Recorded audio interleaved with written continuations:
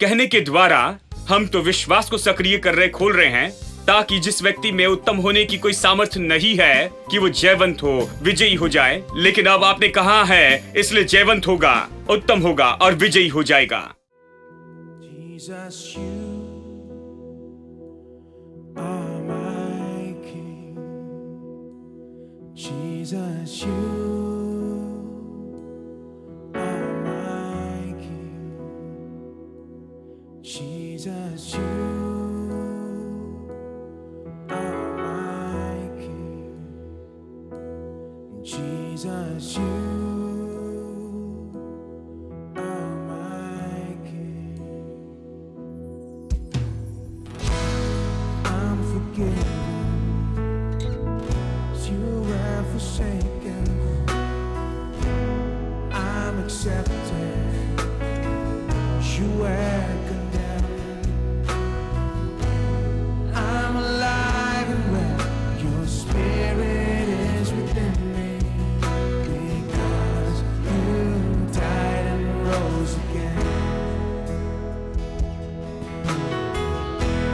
Amazing love, how can it be that you, my King, died for me?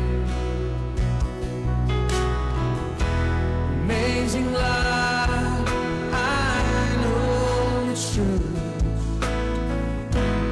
It's my joy to honor you in all I do. I honor you. I'm forgiven. I'm forgiven because you were forsaken. I'm accepted. You were condemned. I'm alive and well.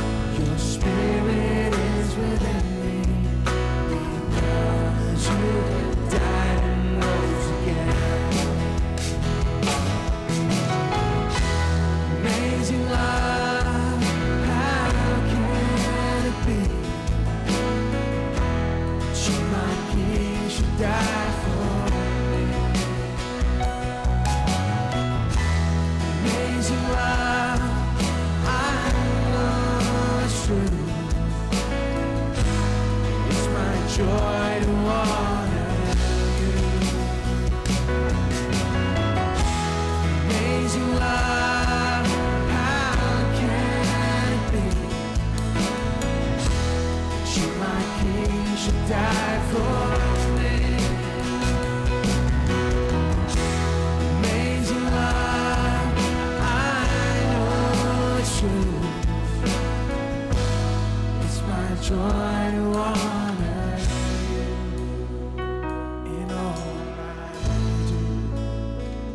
I honor you.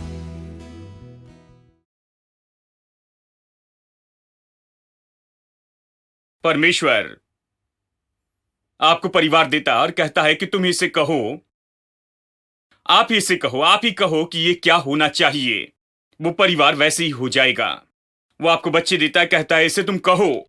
कहो इसका मतलब ये नहीं कि बच्चों का नाम दे जो, जिम और जिल जानते हैं। नहीं, वो कहता है तुम कहो कि क्या होना चाहिए। उन पर कहते जाओ कि वो कितने आशीषित होंगे। जो होना चाहिए वो कहो और वो बस वही हो जाएंगे। हेलो, प्रभु आपके हाथों के काम देता है। वो कहता मैंने तुम्हें हाथों के काम दिए हैं, अब तुम इसमें कितना आगे बढ़ोगे, इसे कितना बढ़ाओगे, कितनी सफलता पाओगे, ये तुम पर आधारित है। किस पर आधारित है? आपकी मेहनत पर। देखिए, बहुत से लोग मेहनत पर बहुत आधारित होते हैं। हम परमेश्वर के बजाय अपने पसीने पर आधारित होते हैं। क्या यह अजीब नहीं? मैं विश्वासियों के बारे में कहता हूं।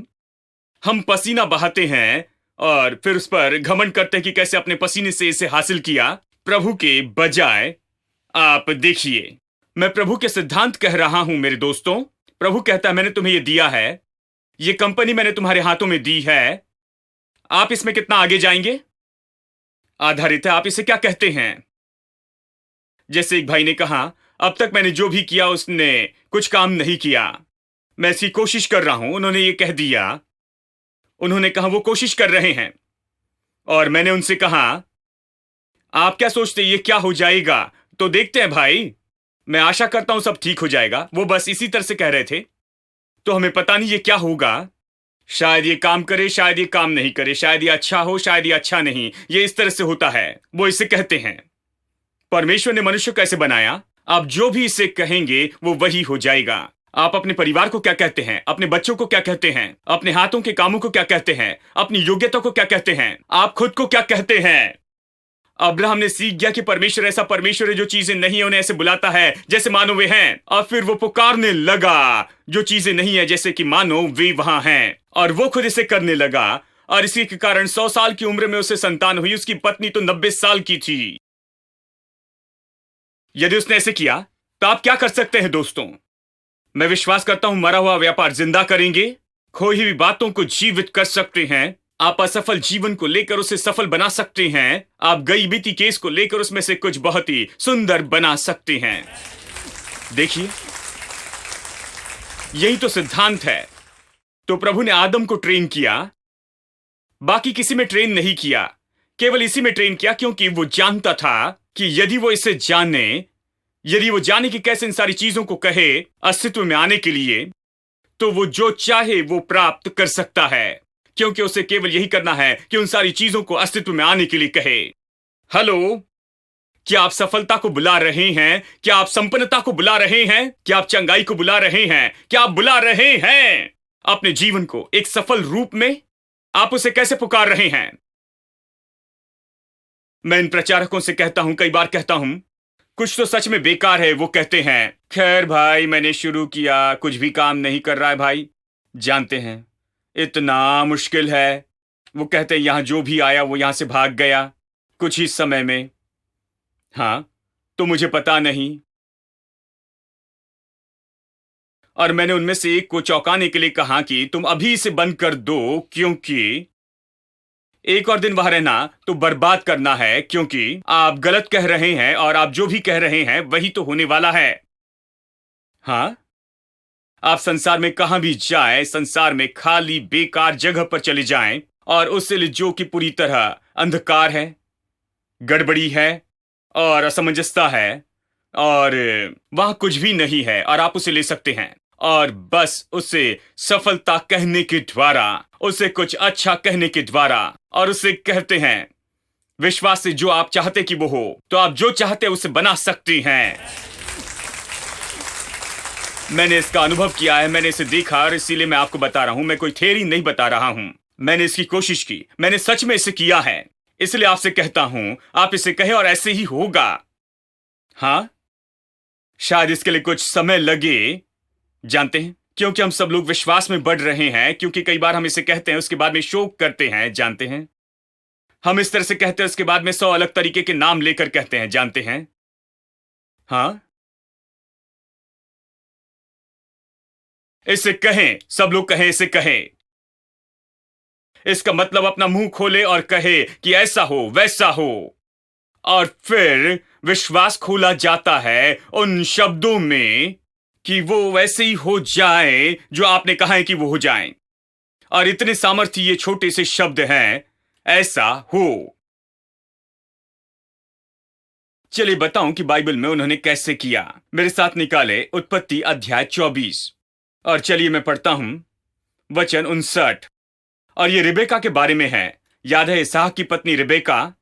अब्राहम ने अपने दास एलियाजर को भेजा कि वो जाकर उसके बेटे इसहाक के लिए पत्नी लाए। कहानी जानते हैं, दिलचस्प कहानी है कि कैसे वो जाता है, कैसे इस जगह पर पहुंचता है। प्रभु मार्गदर्शन करता है कि इस लड़की के पास जाएं, सब कुछ फिक्स होता है। वो घर में जाकर परिवार से बात करता है, परिवार से, और सब कुछ वो लड़की देने के लिए तैयार होते हैं। उस रिश्तेदार को जो बड़ी दूर रह रहा था, जिसे प्रभु ने बहुतायत से आशीष दी, वो अपनी बेटी को भेजने के लिए तैयार थे उसकी ओर, ठीक है। अब वो उसे भेज रहे थे, सब फिक्स था, शादी फिक्स थी।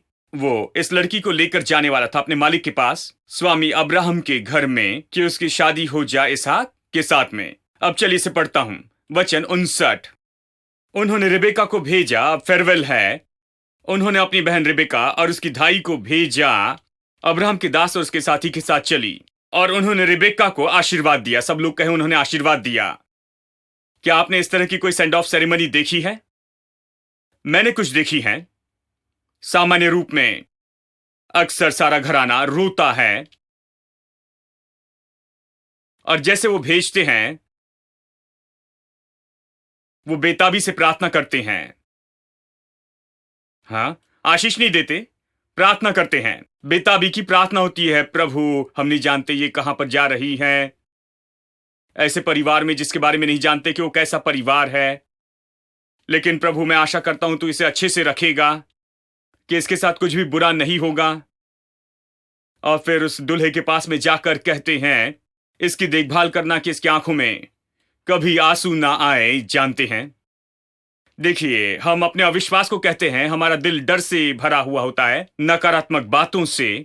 हम इसे प्रार्थना में कहते हैं और हम इसे कहते हैं, जानते हैं, हम इसे परवाह कहते हैं। अगर ऐसे नहीं कहे तो वो हमें डांटते हैं। जानते हैं, कहेंगे तुम किस तरह के आदमी हो, तुम्हारी बेटी जा रही है और तुम यहां पर सोफा पर बैठकर आराम से आइसक्रीम खा रहे हो, उठो और थोड़ा सा रोने लगो। जानते हो, जानते हैं, तुम्हें रोना होगा, दिखावा करना होगा। इसी तरह विदाई होती है। लेकिन यहां पर विदाई देखिए, मैं चाहता हूं आप इस पर गौर करें। ये कहता है, उन्होंने रिबेका उसकी भाई अब्राहम के दास साथी को विदा किया और रिबेका को आशीर्वाद दिया। और जब आशीष दे रहे थे, देखिए उन्होंने क्या कहा। उन्होंने उससे कहा, हे हमारी बहन, तू हजारों लाखों की आदि माता हो जाए। मुझे लोग पसंद हैं। पता नहीं हम लोग अपने मुंह को खोलकर आशीष क्यों नहीं देते। हमारे स्वाभाविक दर्शन, जानते हैं, के परे क्यों ना हम अपने मुंह को खोलकर ये कहें कि तू लाखों और करोड़ों लोगों की माता हो जा, क्योंकि सब लोग सोचेंगे कि हम पागल हो गए। ठीक है, आप क्या कह रहे हैं? हां, वो बस अपने मुंह को खोलते हैं और वो बस आशीष देते इस तरह से कि तू लाखों और करोड़ों लोगों की आदि माता हो। सब लोग कहे तू। मैं आपको बताऊं दोस्तों, उन्होंने प्रभु की आशीष पर विश्वास किया कि प्रभु की आशीष उन पर है, क्योंकि प्रभु ने यह किया, क्योंकि वो एलियाजर, वो प्रभु का जन था, प्रभु पर आधारित था। उसने प्रार्थना की कि प्रभु सही जगह पर उसका मार्गदर्शन करे और अपने मालिक के बेटे के लिए वो सही पत्नी ढूंढ पाए। और जब उसने पाया तो उसने कहा, यह सब कुछ प्रभु की ओर से है। जानते हैं, प्रभु ने इसे किया है, परमेश्वर ने आशीष दी है मेरे स्वामी के लिए। प्रभु ने ये सब कुछ मेरे स्वामी के लिए किया है। यही कहता है, आप कहानी में पढ़िए, प्रभु इस कहानी में है, वही मार्गदर्शन अगुवाई करता है। ये जानता है प्रभु से है, ये प्रभु से आया है। पूरे परिवार ने कहा ये प्रभु से आया है। सभी वेडिंग इनविटेशन पर यह वचन लिखा जाता है। कई बार पता नहीं होता ये कहां पर लिखा है। वो वही से तो आया है, वो प्रभु से आया है। और जबकि ये प्रभु से आया है, उसके स्वामी की आशीष प्रभु से आई है, अब्राहम की आशीष जो है प्रभु से आई है, और वो प्रभु के द्वारा आशीष पाए हैं। अब अपने विश्वास के कारण वो इसे कहते हैं, बोलते हैं कि तुम लाखों और करोड़ों लोगों की आदि माता हो जाओ। मुझे ये पसंद है। क्यों न हम अपने बच्चों को ऐसे आशीष दे कि तुम तो लाखों और करोड़ों लोगों की आदि माता हो जाओ। लाखों लाखों लोगों की, हां, उससे कुछ कम नहीं। तुम लाखों लाखों लोगों की आदि माता हो जाओ। हम कहते हैं कि तुम्हें कम संतान हो, 1 या 2 से ज्यादा नहीं। हां, यह हमारी आशीष है। लेकिन इन लोगों ने कहा कि तू लाखों करोड़ों लोगं की आदि माता हो। वो केवल उसकी संतान को नहीं देख रहे थे, लेकिन वो केवल ये नहीं देख रहे थे दूसरी पीढ़ी को या तीसरी पीढ़ी को। वो तो उन हजारों और लाखों करोड़ों लोगों को देख रहे थे जो इसके कोख से आने वाले थे। और उन्होंने कहा कि तू लाखों और करोड़ों लोगों की आदि माता हो। वो क्यों कह रहे थे? वो आशीष कहने पर विश्वास करते थे, आशीष खोलने पर विश्वास करते थे। उन्होंने आंसू बहाते हुए ये नहीं कहा कि हाँ टाटा बाय बाय। नहीं, ये टाटा बाय बाय की विदाई नहीं थी। विदाई, जानते हैं, ये तो विश्वास की विदाई थी। ये तो उस पर विश्वास खोलना था। वो अपनी बहन पर विश्वास खोल रहे थे और कह रहे थे, तू हमारी बहन है और तू तो माता हो जा, तू हमारी बहन है। ओ कैसे विदाई! आशा करता हूं अपने बच्चों की ऐसी विदाई करें। तू लाखों और करोड़ों की आदि माता हो। और फिर इससे देखिए, और तेरा वंश, यानी तेरा वंश अपने बैरियों के नगरों के अधिकारी हो जाएं। इसका मतलब है, आधुनिक भाषा में मैं ये कहूंगा, मतलब तुम्हारा वंश, तुम और तुम्हारा वंश जयवंत हो जाओ। जयवंत से भी बढ़कर हो जाओ, विजयी हो जाओ, जयवंत हो जाओ। मैं तुम्हें आशीष देता हूं बहन, तुम लाखों और करोड़ों लोगों की आदि माता हो और तुम और तुम्हारा वंश जयवंत हो जाए आने वाली कई पीढ़ियों तक। हेलो। अगर आप इस तरह से कहें आज के इस मसीह संसार में, वो सोचेंगे कि आप पागल हैं, सठिया गए हैं, हद पार करने वाले विश्वासी हैं। एक भाई ने मुझसे कहा, भाई इसमें बहुत ज्यादा गहरा मत जाना, ये बहुत खतरनाक है। एक प्रचारक, विश्वास में बहुत गहरे में मत जाना भाई, ये खतरनाक है। सच तो यह है कि मैं इसमें गहराई में नहीं गया, यही तो खतरनाक था। प्रतिदिन प्रभु का धन्यवाद करता कि मैं इसमें गहराई में और गहराई में और गहराई में जाता रहा, क्योंकि इसी के कारण सब कुछ संभव हुआ। अगर मैं गहराई में नहीं जाता तो पता नहीं मैं कहां पर होता। दोस्तों जानते हैं, प्रभु का धन्यवाद कि मैं इसे समझने में गहराई में चली गया। ये लोग अपने विश्वास को खोलने में विश्वास करते थे, अपनी बहन पर विश्वास खोलकर आशीष को सक्रिय करना। प्रभु की आशीष वहां पर है, प्रभु उनके संग है, परमेश्वर ने अगुवाई की और इस विवाह का प्रबंध किया, ये सब कुछ। लेकिन वो कह रहे हैं आशीष खोल रहे हैं। ये महत्वपूर्ण है। वो केवल उस पर या उसकी पीढ़ी पर ही नहीं कह रहे थे, उसी की पीढ़ी नहीं लेकिन आने वाली पीढ़ी तक, हजारों सालों तक। ये कह रहा है हजारों लाखों। ये एक स्त्री लाखों और करोड़ों लोगों को लेकर आ रही है। ये कहते हैं, मुझे पता नहीं कितनी हजारों पीढ़ी के बारे में कह रहे हैं। क्या आप ऐसे कह सकते हैं? आप आशीष खोलें और मैं आपको बताऊं, जब आप विश्वास से वो आशीष कहेंगे जिसकी प्रभु ने प्रतिज्ञा की है, आप शायद 100 साल तक जिए और मर जाए, खत्म हो, लेकिन जो शब्द आपने कहे हैं उसमें जीवन है और ये कभी नहीं मरेगा। ये वहां होगा 10,000 साल बाद भी ये काम करते रहेगा। ये आपके वंश पर काम करते रहेगा। ये काम करेगा, आपके जाने के बाद ही काम करेगा। बहुत से लोग कहते हैं, तुम्हें क्या लगता है तुम कौन हो? क्या तुम परमेश्वर हो कि इस तरह से कहो? खैर, क्या ये लोग परमेश्वर थे? हेलो, उसे किसने आशीष दी? लोग कहते हैं केवल प्रभु आशीष दे सकता है, हम आशीष नहीं दे सकते। नहीं नहीं, हमारे पास आशीष देने का अधिकार है। हम आशीषित हैं कि हम दूसरों को आशीष दे। हमें आशीष देना है। प्रभु ने आशीष देने के लिए मुंह दिया है। हमारा मुंह आशीष देने वाला मुंह हो। देखिए, ये सामान्य लोग आशीष दे रहे थे, परमेश्वर नहीं। हां, और उन्होंने उस पर अद्भुत वचन कहे। एक विद्वान आशीष के बारे में कहते हैं, जब मनुष्य इसे प्रकट करते हैं, यानी आशीष जो मनुष्य प्रकट करते हैं, मनुष्य के लिए यही है। ये तो आशीष है या प्रार्थना है या कामना है कि भविष्य में ये सब कुछ आ जाए। और हम जोड़ सकते हैं आशा के साथ में।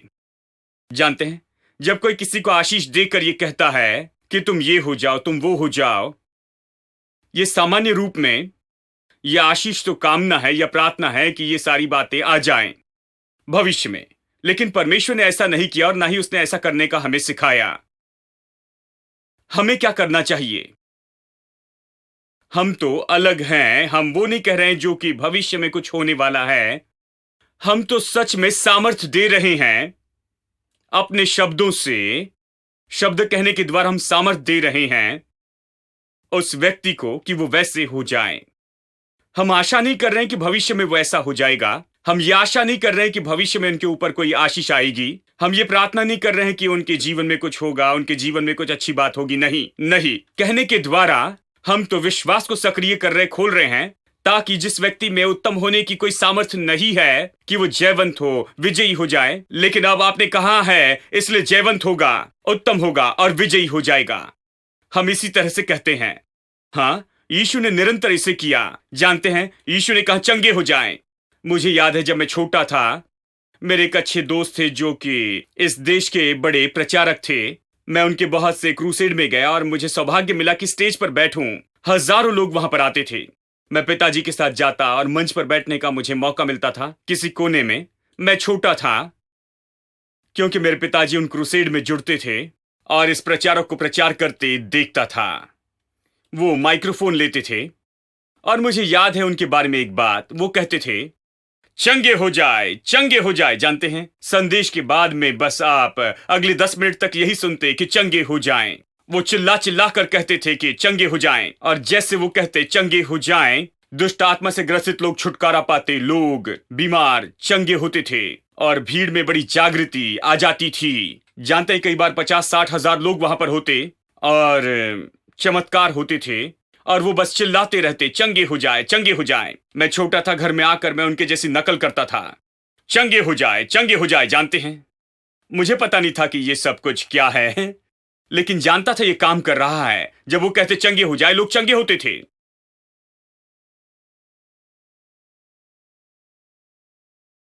सच तो यह है कि मुझे पता नहीं क्या वो जानते थे कि क्या हो रहा है, लेकिन वो एक बात समझते थे, अगर चंगे हो जाए कहे तो लोग चंगे होंगे। पता नहीं बाइबल के अनुसार समझते थे, जैसे कि आज प्रचार कर रहे हैं। यदि वो थियोलॉजिकली समझते, वचन से समझते, उत्पत्ति 1 और 2 से, और ये सारे उदाहरण जो कि यहां पर हम देख रहे हैं, मरकुस 11:23, मुझे नहीं लगता ये समझते थे। वो एक सरल सत्य जानते थे और वो ही काफी था। वो समझ गए अगर मुंह खोलकर बस ये कहे कि चंगे हो जाएं तो चंगाई खोली जाएगी, वो चंगे हो सकते हैं। यानी वो ज्यादा से ज्यादा उपयोग कर रहे थे, इसका उपयोग कर रहे थे, इसका उपयोग कर रहे थे, चिल्लाकर कह रहे थे चंगे हो जाए, लोग चंगे हो रहे थे। यीशु के नाम में चंगे हो जाएं, यीशु के नाम में चंगे हो जाए, और लोग चंगे हो रहे थे। उसका उपयोग कर रहे थे, विश्वास खोल रहे थे, आशीष खोल रहे थे इस पृथ्वी पर यीशु मसीह के नाम में। यीशु ने हर समय उपयोग किया। कहां चंगे हो जाओ, कहां आजाद हो जाओ। उसने कहा कि शुद्ध हो, उसने कोड़ी से कहा शुद्ध हो जा, चंगा हो जा। यीशु ने हर समय इसी तरह सेवा की। और शैतान जानता है कि यह बहुत ही महत्वपूर्ण सिद्धांत है और यह सच में काम करेगा। ये तो ऐसा है जो किसी के लिए भी काम करेगा। जैसे यीशु ने कहा जो कोई कहेगा, ये किसी के लिए भी काम करेगा। हां, और सच में शैतान ने एक बार खुद इसका उपयोग करने की कोशिश की। याद है, उसने कहा कि मैं परमेश्वर हो जाऊंगा, मैं ऊंचे पे उठाया जाऊंगा, मैं ये करूंगा। उसने सोचा अगर वो कहेगा तो ऐसे होगा। उसने कहा मैं कोशिश करता हूं, मुझे पता है सब कैसे काम करता है, यदि इसे कहो तो ये हो सकता है। तो वो कहने लगा, बस एक ही बात थी कि वो प्रभु के विरुद्ध में इसे कहने लगा। इसलिए उठाए जाने के बजाय वहां पर नीचे नरक में फेंका गया। देखिए, और इसलिए अब जब वो हमारी ओर देखता है कि हम इन आशीष के सिद्धांतों का उपयोग करते हैं, अपने मुंह का उपयोग करते हुए कहते हैं आशीषित हो जाएं, चंगे हो जाएं, परिपूर्ण हो जाएं, अच्छे हो जाएं, शुद्ध हो जाएं, माफ कर दिया जाए। जब हम ये शब्द कहते हैं तो मैं सोचता हूं शैतान सताया जाता है। वो इन बातों से नफरत करता है, क्योंकि वो कहता है मेरे प्रभु, जिन चीजों का मैंने उपयोग किया ताकि मेरे लिए काम कर सके, उसने मेरे लिए काम नहीं किया, लेकिन इन लोगों के लिए कर रहा है। यह हमारे लिए काम करता है क्योंकि हम वही कहते हैं जो प्रभु ने कहा है। और जब आप वो कहते हैं जो परमेश्वर ने कहा है, तो यह सामर्थ को खोलता है। वो जो कहना चाहता था वो कह रहा था, इसलिए उसमें सामर्थ नहीं थी, इसने उसे नीचे खींच लिया। वो अपने विचार से कुछ कह रहा था, अपने घमंड से ये कह रहा था, भक्ति के साथ में नहीं। वो तो कह रहा था बस अपने ही इच्छा से, प्रभु की इच्छा से नहीं कह रहा था, प्रभु के उद्देश्य और उसके वचन के अनुसार। जब आप प्रभु के वचन कहते हैं, जो प्रभु ने कहा उस पर विश्वास करते हैं और उसे कहते हैं, तो इसमें यह सामर्थ लेकर चलता है। वचन में सामर्थ होती है। तो जब हम इसे कहते हैं तो शैतान सताया जाता है, हमारी ओर देखता है बड़े द्वेष के साथ। मैं विश्वास करता हूं यही एक कारण है कि देखिए, बहुत से ज्यादातर मसीह संसार में जब वो ऐसा संदेश सुनते हैं तो वो कहते हैं, ओ तुम्हें क्या लगता है तुम कौन हो? तुम्हें लगता है परमेश्वर हो गए? तुम परमेश्वर के जैसे नहीं हो सकते, तुम नहीं कह सकते। यीशु ने कहा, हाँ उसने कहा है क्योंकि वो परमेश्वर था। देखिए, बाइबल इस तरह से नहीं कहती। हाँ, यीशु परमेश्वर था, वो परमेश्वर है, शरीर रूप में आया। जब वो शरीर रूप में आया वो परमेश्वर था, लेकिन मनुष्य रूप में आया। और बाइबल कहती है उसने यहां परमेश्वर जैसे काम नहीं किया, परमेश्वर की बात को दूर रखा। यहां पर मनुष्य के रूप में उसने काम किया, मनुष्य के जैसे काम किया। इसलिए प्रेरित अध्याय 10:38 कहता है कि यीशु नासरी पवित्र आत्मा के द्वारा अभिषेक पाया और वो भलाई करते फिरा, शैतान के सताए लोगों को छुड़ाया और लोगों को चंगाई दी। इसे कैसे किया? परमेश्वर के रूप में नहीं किया, मनुष्य के रूप में किया। पवित्र आत्मा के अभिषेक और सामर्थ से पवित्र आत्मा का अभिषेक पाया, वो भलाई करते फिरा, बीमारों को चंगाई देते रहा।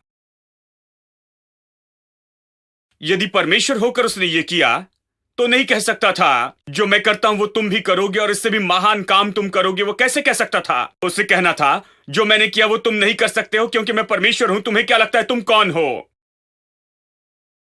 और अंजीर के पेड़ को श्राप दिया और इसे देखकर चेले चकित हो गए थे।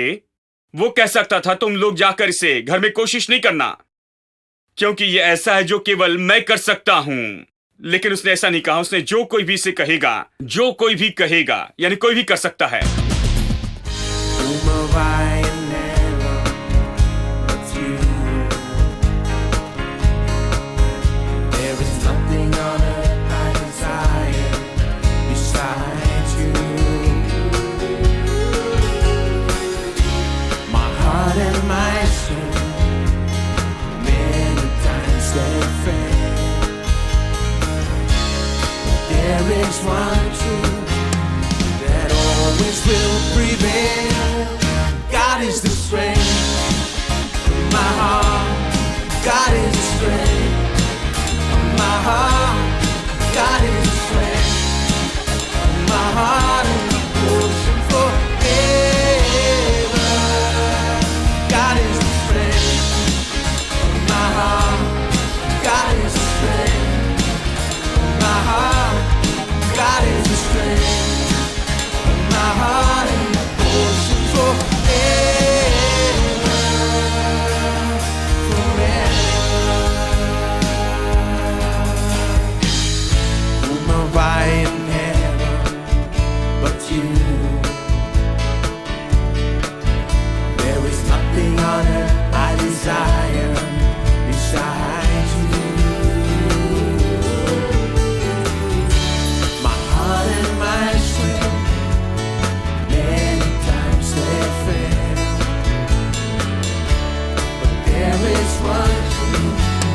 That always will prevail. God is the strength